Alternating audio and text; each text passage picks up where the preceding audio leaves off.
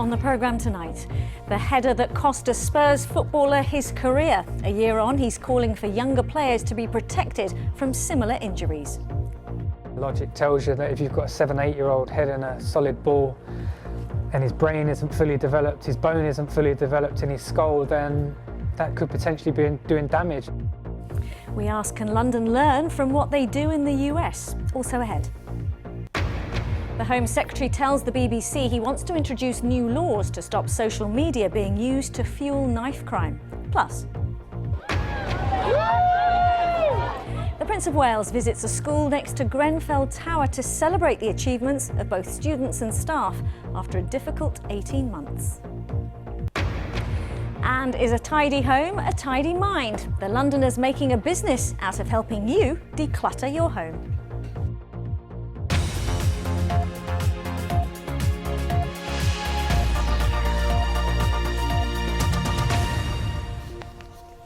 Hello and a very warm welcome to the programme.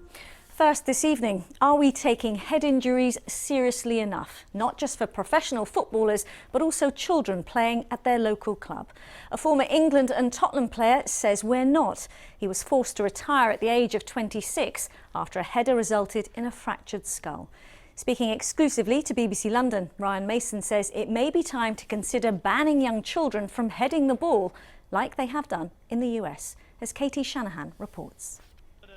Ryan Mason was in his prime. He'd come through the ranks at Tottenham and had just made his England debut.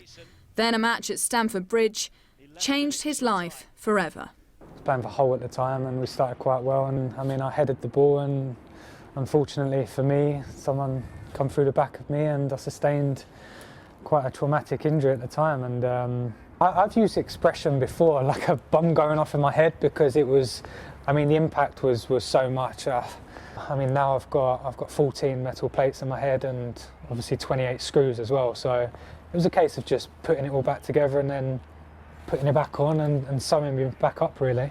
What happened to Ryan has reopened a debate about the risks attached to heading the ball.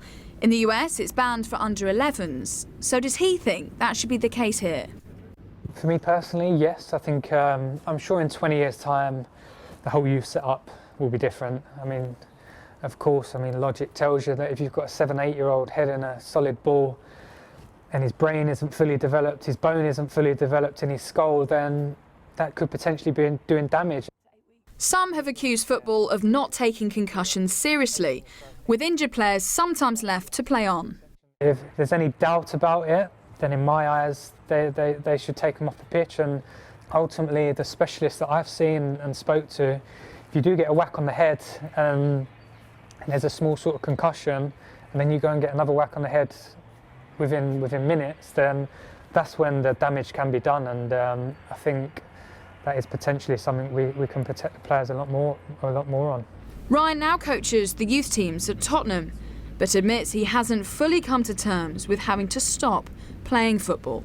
I don't think I'll ever be able to accept retiring. I'm 27. I should have been approaching my peak now. This is the best years I had ahead of me in the next 5 years. So no, in my head I'm still a footballer. I still think about playing, and I watch the boys. I go and watch them play, and I still imagine myself out there. And Katie's with me now. This is clearly emotional for Ryan. It's exactly a year ago, isn't it, since he stopped playing. So what can be done to protect players in future?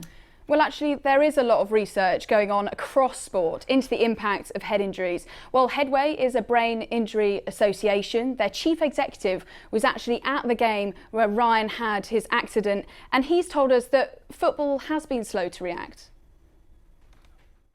We've been talking to the football authorities for years, and they seem to have been very slow in moving things forward.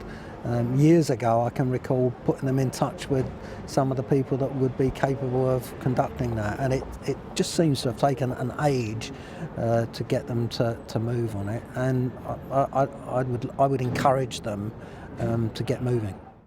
And Katie, what about football bodies, because they are key? What are they saying? So we spoke to the Football Association today, who are really important to this because they can help action things and move things forwards. So they've said the Football Association is committed to researching and examining all areas of head injuries in football. They've also gone to say these studies will help establish whether or not there are any risks associated with playing football. Well, interestingly, the Premier League, they are also doing a study into concussion. And of course, this isn't just about top flight football. I'm sure mums and dads sitting at home have concerns about their children playing football on a Saturday. Indeed. Katie, thank you. Katie Shanahan there.